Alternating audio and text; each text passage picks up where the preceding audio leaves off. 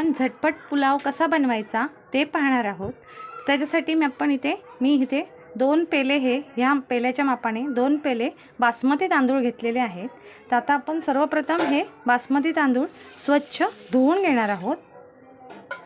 हे बघा, बासमती तांदूळ आपले धुवून झालेले आहेत। 2 पाण्यामध्ये स्वच्छ मी धुवून घेतलेले आहेत। आता आपण हे एका गाळणीने गाळून घेणार आहोत। त्यासाठी मी गाळणीवर ठेवून पूर्ण पाणी गळून जाईपर्यंत आपल्याला हे गाळून घ्यायचे आहेत। आपले गाळणीवर काढून झालेले आहेत। असे हे थोडा वेळ 15-20 मिनिटं गाळून घ्यायचे आहेत तांदूळ आपल्याला।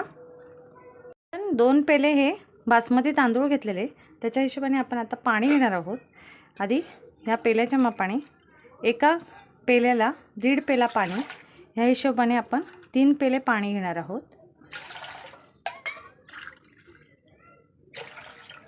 आणि आपण त्याच्यामध्ये भाज्या ॲड करणार आहोत, त्याच्यामुळे थोडंसं पाणी एक्स्ट्रा घ्यायचं आहे, जास्त घ्यायचं नाही आहे। एकदम थोडंसं पाणी एक्स्ट्रा त्याच्यामध्ये घालायचं आहे आणि हे पाणी छान गरम करून घ्यायचं आहे।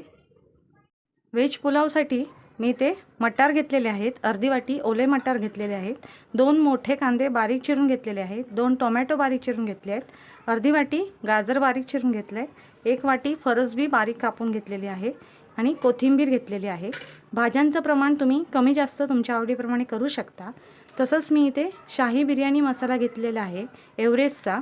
एका पेल्यासाठी 1 पॅकेट, असं 2 पेल्यांकरता 2 पॅकेट मी घेतलेली आहे। आणि फोडणीसाठी इथे मी 1 टीस्पून आलं लसूण पेस्ट घेतलं आहे। 2 टीस्पून मालवणी मसाला घेतलेला आहे। थोडं तिखट लागतं आमच्या घरी, म्हणून मी मालवणी मसाला घेतला आहे। तुम्हाला जर तिखट आवडत नसेल तर तुम्ही फक्त बिर्याणी मसाला घातला तरी चालू शकतं, किंवा तिखट मिरची पूड घेतली तरी चालू शकतं। 1 टीस्पून हळद घेतलेली आहे आणि चवीनुसार मीठ घेतलेलं आहे। तर आता आपण आपल्या कृतीकडे वळूया।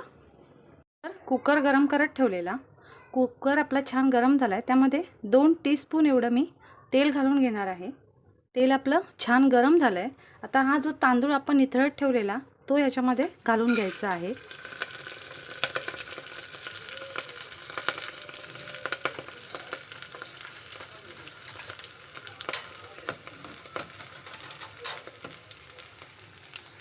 आणि हा तांदूळ छान ब्राउनिश कलरवरती परतून घ्यायचा आहे आपल्याला।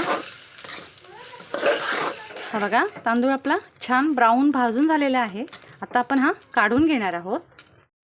तांदूळ आपण काढून घेतलेत आणि तोच कुकर परत गॅसवरती ठेवलेला आहे। त्यामध्ये साधारणतः 2 टेबलस्पून एवढं आपण तेल घालून घेणार आहोत।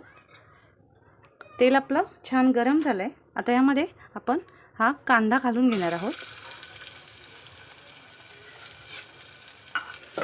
कांदा छान परतून घ्यायचा आपल्याला। कांदा थोडा ब्राउनिश होत आला आहे। आता यामध्ये आपण टोमॅटो घालून घेणार आहोत। आता टोमॅटो छान नरम व्हावा लवकर, ह्याच्यासाठी आधी आपण मीठ घालून घेणार आहोत। सर्व मीठ घालून घ्यायचं आहे आणि छान परतून घ्यायचं आहे। मीठ घातल्यामुळे कांदा टोमॅटो आपला लवकर नरम होईल।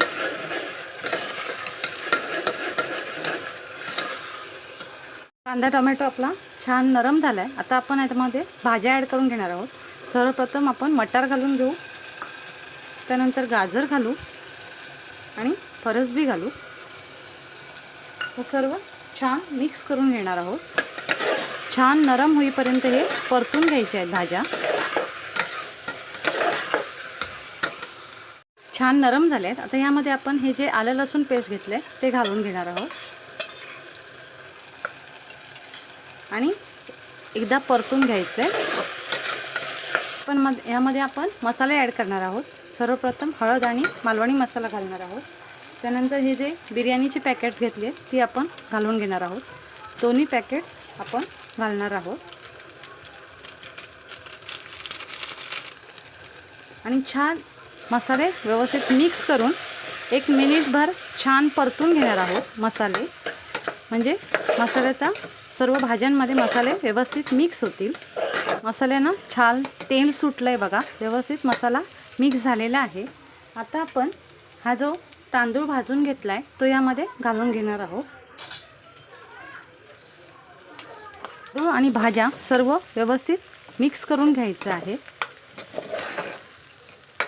आणि तांदूळ व्यवस्थित आपले मिक्स झालेले आहेत। आता आपण यामध्ये आपण हे जे गरम पाणी करून घेतलेलं ते घालून घ्यायचं आहे